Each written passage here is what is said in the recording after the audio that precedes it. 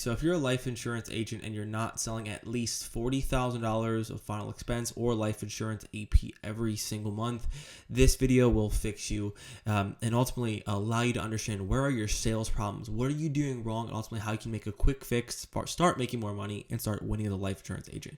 You might not know who I am. My name is Peter Roberts. My first year as a life insurance agent, go back to my channel. I was selling full time. I sold over $500,000 my first year as a life insurance agent, and I have a life insurance agency where we give no lead costs, no chargebacks, and we're on track to do a little over $9 million since starting this business in sales. And I want to share with you guys what I teach to my agents, and also just make this video to reflect on how you can use a simple framework going back to the basics. Understand what your problems are. Is it too many leads? Do I have bad leads? Do I have good contacts?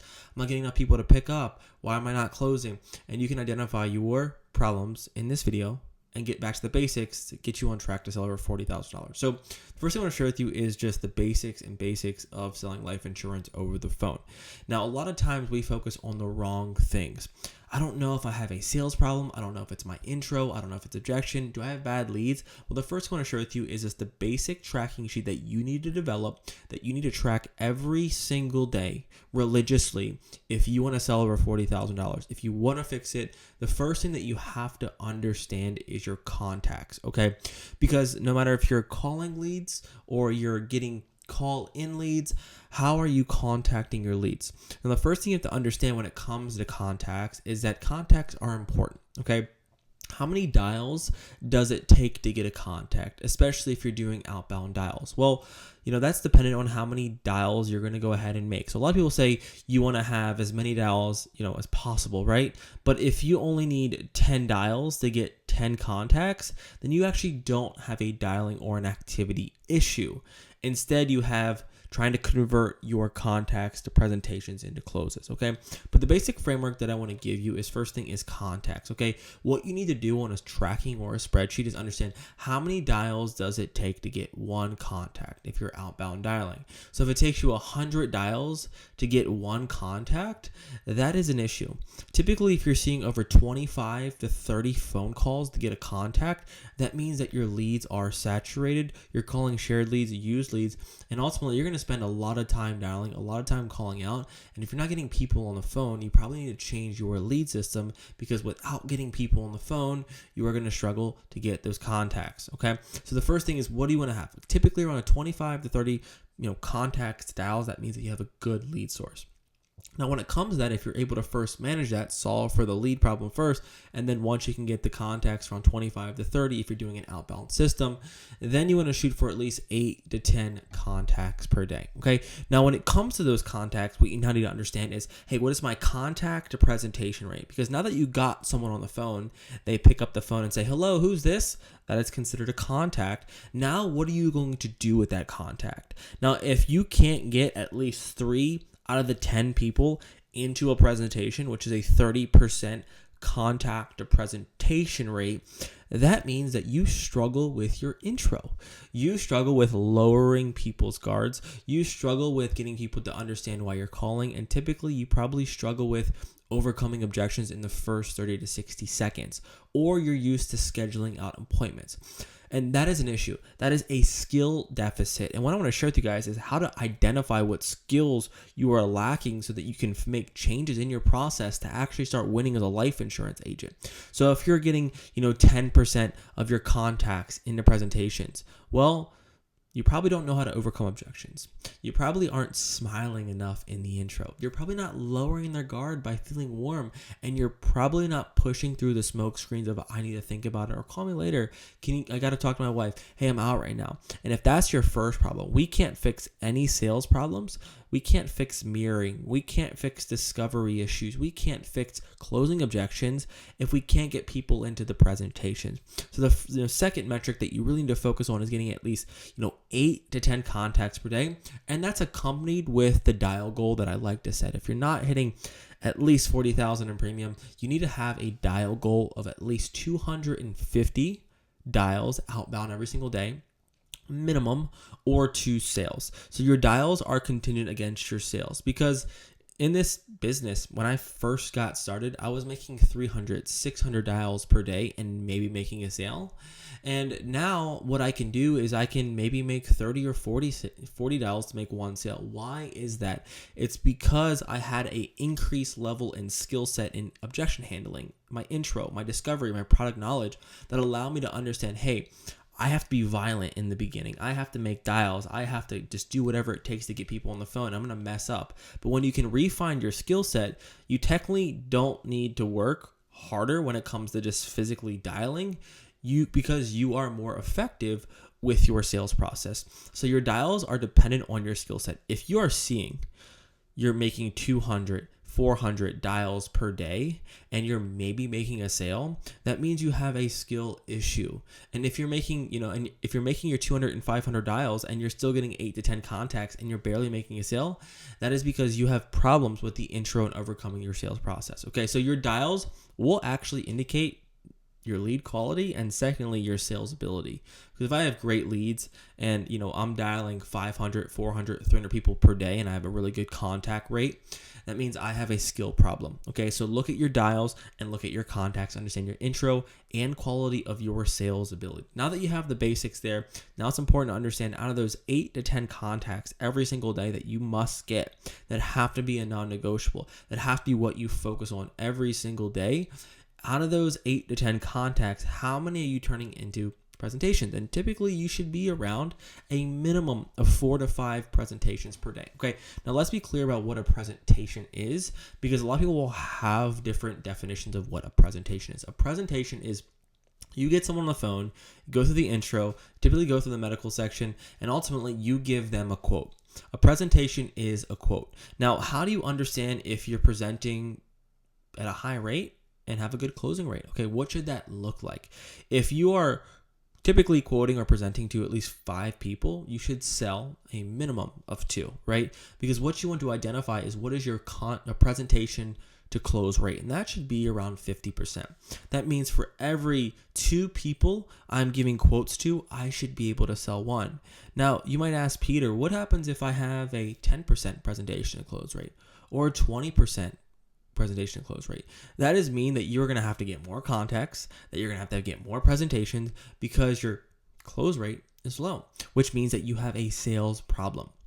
If you're not closing 50% of your presentations, keep listening. Here's how to fix that. So it's going to come down to the basics. And when it comes down to the basics of closing, I like to look at a few things. Number 1, are you making sure that you're adherent to the script? Do you actually have a really good script that your upline or your manager has gave you? Because if other people around you are closing with that script, you need to be adherent to the script because it's proven to work. Don't go out there and reinvent the wheel. Stick to the basics of the script, okay? Second thing you must understand is the fundamentals of closing that I talk about that are so important, which is number 2, which is I like to look at someone's ability to have verbal cues in their closing process. So in the discovery, when you're following the script, you have verbal cues, which are the oh my gosh, no way. These are ways that you can trigger emotional buying is by having good cues, which lead to good transitions. The third thing that you must understand is that this person, if you have a low closing rate, your tonality is probably off. You are not getting people into that emotional status, emotional feeling when they are going to buy. What type of tonality do you need to have? Your tonality in the intro is going to be different than your discovery. When someone is telling you about how they lost their mom, we didn't have life insurance, are you able to go from a curious tone, a probing curious tone? What do you mean by that? And then going into a concerned, oh my gosh, you lost, oh my gosh, are you doing all right? To a concerned tone. And then are you able to turn that concerned tone into a professional tone when you're presenting the product? This is a company called Mutual Omaha. Have you heard of them? No, it is an A-rated company, and you can be confident, and you can be that professional, and you can be that trusted advisor all through your tonality. And your tonality is so important because I can give you my script right now. You can have the best script, but if you don't say it the correct way, where you can have your prospect interpret your words that you are saying the correct way to get them into that emotional state, you will struggle with your sales process. Okay, so we have third thing, is mirroring. People have to be heard. You can go to any sales, book, person on the internet. They always talk about you have to have your prospect to hear you, right? They need to hear you with their ears. And the best way to do that, if you want to increase your close rate, is to not just jump on more calls and get more contacts. It's actually just to be a better listener. And that's through mirroring. Mirroring is what it looks like. When you look at the mirror, what do you get? You get the same thing back, basically. And that's what you need to focus on. Mirroring is a place where when your prospect tells you, I have X, Y, and Z going on in my life, do you just move past it or do you acknowledge it, recite it back to them, and then ask your question? So it would sound something like this. Well, Miss Betty, ultimately, she tells you, well, when I died, my husband, Jim Tom, didn't have any life insurance. Okay? The right way would sound like this. Oh, I hear you. So it sounds like when, your husband, Jim Tom, passed away, he didn't have life insurance. Is that about right? That is the basic of mirroring, okay?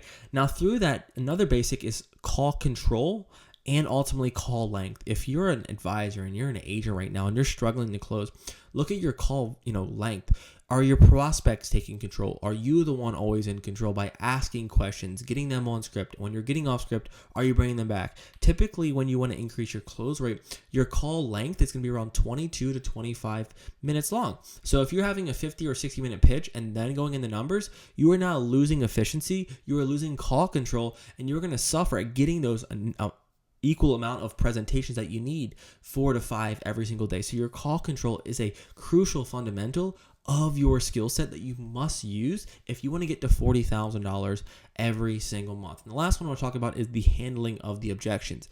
In the intro and in the closing. The intro is more about, can you get through those smoke strings to get to those contacts? Because the most important part of your call is your intro. If you can't get through I need to think about it, call me later, hey, I'm out right now, I'm busy. If you can't get through those, your close rate will suffer.